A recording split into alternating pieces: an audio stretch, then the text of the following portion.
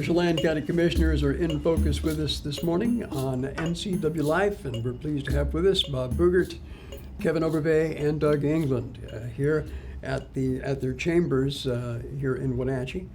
And we're going to be doing over the next several weeks is talking about various topics that of interest to Chelan County and your constituents.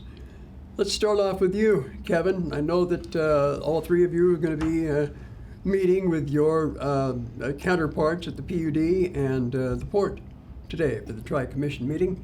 I know on the agenda is an item that you're going to be heading up, and that has to do with economic development in Chelan County, and specifically opportunity zones and what's happening on that front. So can you give us a little flavor of what you're going to be talking about today, Kevin? Yeah, absolutely. You know, the county just recently hired an economic development director, Blake Baldwin. He's been with us almost 2 months and has just really hit the ground running on, basically it's a new position to the county, but on looking at opportunities in unincorporated Chelan County for economic development, taking a look at county properties that are currently owned. We've given him some assignments. We've worked on county properties going into back out for sale that we've acquired over the years. So he's working on finalizing that with the treasurer's office, but also getting involved in opportunity zones. And we've had an opportunity zone partnership for about 1.5 years now. It was developed about 1.5 years ago. And that partnership actually encompasses both Chelan and Douglas counties, Okanagan County, Ferry County, and Colville Confederated Tribes. It's a large area. Huge area, yeah, central Washington. And it's basically called North Star Opportunity Zone Partnership. And we did that because the Big Dipper basically has the 7 points, and there's 7 communities that have opportunity zones, and they all point to the North Star. And so with that particular piece, basically that's why we decided to name it North Star Opportunity Zone Partnership.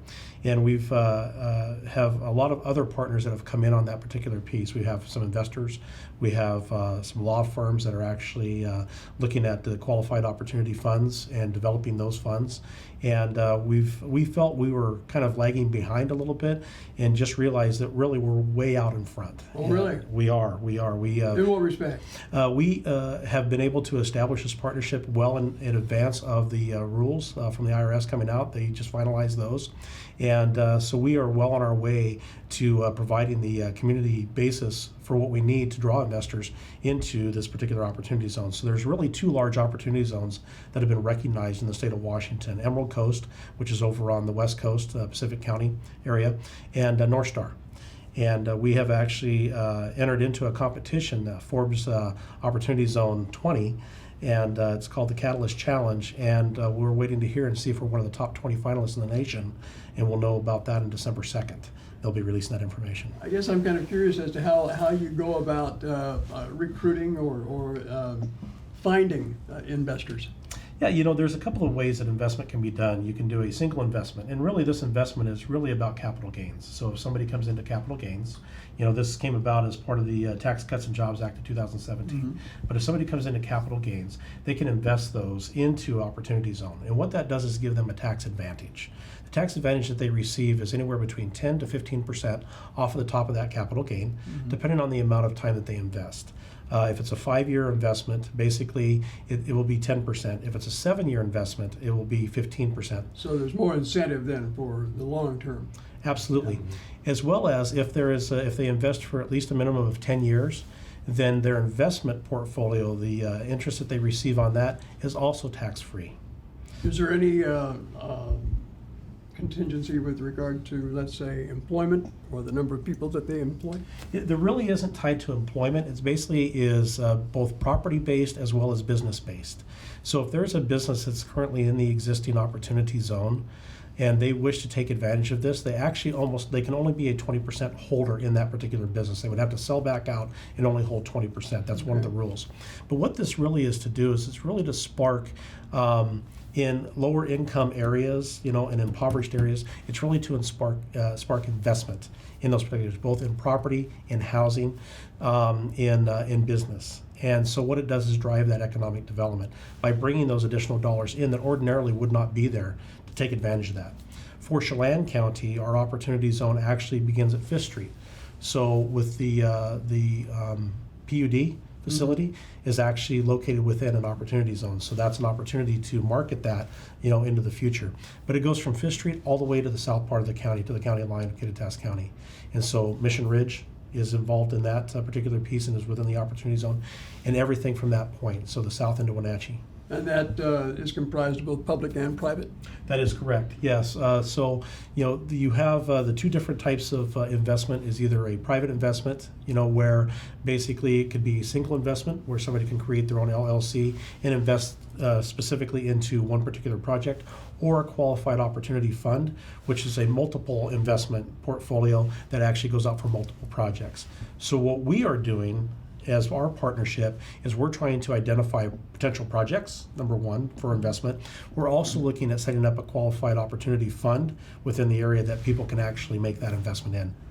Well, I know that area around the Alcoa smelter is an area that is also, I guess, within that opportunity zone, isn't it? It is, that is correct. And I've heard that there has been some interest expressed in that.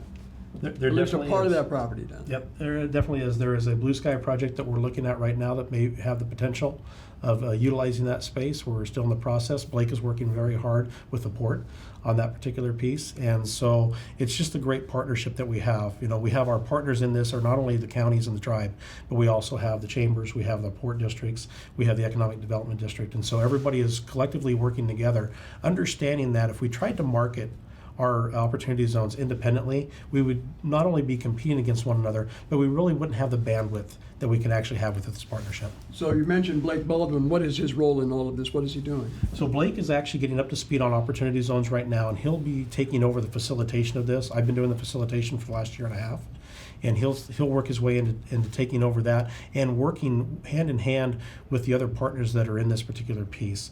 Travis Long, Dr. Travis Long Trevor Long is a doctor out of with Wazoo Extension out of Ferry County, and he has put together a scope of work that we're actually using as a model scope. And so what the upside of the partnership is we're learning from one another, and we're collectively putting all of our things out there for everybody to use. So it's not proprietary. Now, is the port, do they have a function in this, the Chelan County Port District? Absolutely. So you take a look at what the port does. The port has the choose Chelan County piece. They have properties that they are marketing on that particular piece. That's a crossover that goes to the website that we have currently, which is northstaroz.com. And so they are a big partner in this particular piece. They're also a funding partner for the development of the website. And they have the opportunity to work with the other ports as well as with the Department of Commerce on looking at opportunity zone properties. The recent purchase that they're looking at, the lineage property, is all within the opportunity zone. That's right, that's true. Well, thank you for that update. Absolutely. When can we start to see something actually material? Our hope is that within the next 6 to 9 months, we would be able to start seeing these projects. We are actually, I do know of one fund that's being put together right now, and we are working with Lindsay Weidenbach with JDSA Law Firm as part of our group. And so she says once that fund is developed, they'll be able to go ahead and put that out there as an example. And we're really anxious to see how we fare in this Forbes Catalyst Challenge. So we'll know on the 2nd, and that will actually give us national notoriety. And again, Kevin Overbay, Chelan County Commissioner, joining us. Also, Bob Boogert also wanted to talk to you a little bit about some action that you took yesterday with regard to replacing Phil Jans as the juvenile court administrator. Juvenile court administrator, yeah. So we are delighted that we met with the Superior Court judges yesterday, and they made a very strong recommendation. They plus Phil, who will be stepping down at the end of the year. As far as hiring, they went out for a very extensive search to find a replacement, and there's unanimous, very strong vote of support for Corey Stevens, who's now the existing juvenile detention manager, works directly under Phil. That Corey is the ideal person for this job. His demeanor, his approach, his management style. He's got some big shoes to fill. Yeah, Phil was with us, I think, 28 years, and he's highly regarded within his profession and within the county community here. He's a very clear-thinking, great leader. And so he has been mentoring Corey to get him up to speed, and Corey, I think, is really ready for the job. So I think person, of course, is in charge of the juvenile court administration, as well as Detention and detention and probation. Yes. We've heard a lot about the adult jail and the problems and challenges they've had. Yeah. Don't hear much about You juvenile don't hear much court, about juvenile, and I think that's actually a good sign. It is a very well-run process there that very. Doesn't pose the same It kind doesn't. of budget. No, it doesn't have the budget challenges. Admittedly, they've got a great facility there that was built several years back, but they really have a very well-run organization there. They really work well with their Superior Court judges, and they have some great probation processes there, and really a high level of accountability for those kids that do unfortunately get into trouble. And it's a great program. It's a model. Do we know, or can you give us an idea of population at the juvenile jail? I mean, are we seeing any trends towards, more or less juvenile crime? Well, it is. I think the trends are stable, if I understand correctly. The juvenile detention is not full right at this time, so that's always a good sign. We're able to have a very good hands-on approach there as far as working with the kids there, and to really, once they get out on probation, they have a high level of accountability. And there's a great public-private partnership. They're working with the Children's Home Society and other really great groups in the community to have a high level of accountability for those kids once they are out on probation. It's really a great model. Okay. Yes, so Phil should be really commended for his work. In the few minutes we have left, I also wanted to bring Doug England into our conversation on a separate topic, and that has to do with the elections just completed. You serve, as I understand, on the canvassing board for Chelan County? One of our responsibilities is to serve on the All three canvassing of you. board. No, just one at a time. Okay. We all three have, we'll share that responsibility at different times. When one can't make it, another one does, but You were it's been mentioning very- to me before we started that there's an issue there, I guess, with the mail-in Well, ballot. We're very concerned, and appears to me, although I haven't seen the numbers, that there are more and more ballots that we're throwing away in the count of a couple hundred, that because the date on the postmark is a day late or 2 days late. And what we're pretty sure is happening is that people are dropping it in the mailbox well within work hours, but after the time that that box is picked up. And even then, the mail goes all the way to Spokane and then comes all the way back.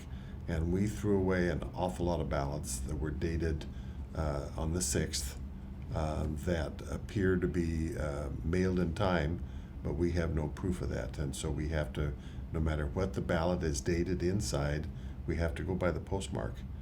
And it's a concern that we have, and hope to look into it to get more either agreement with the post office that there'll be some kind of arrangement to get those postmarked early rather than having to go all the way to Spokane.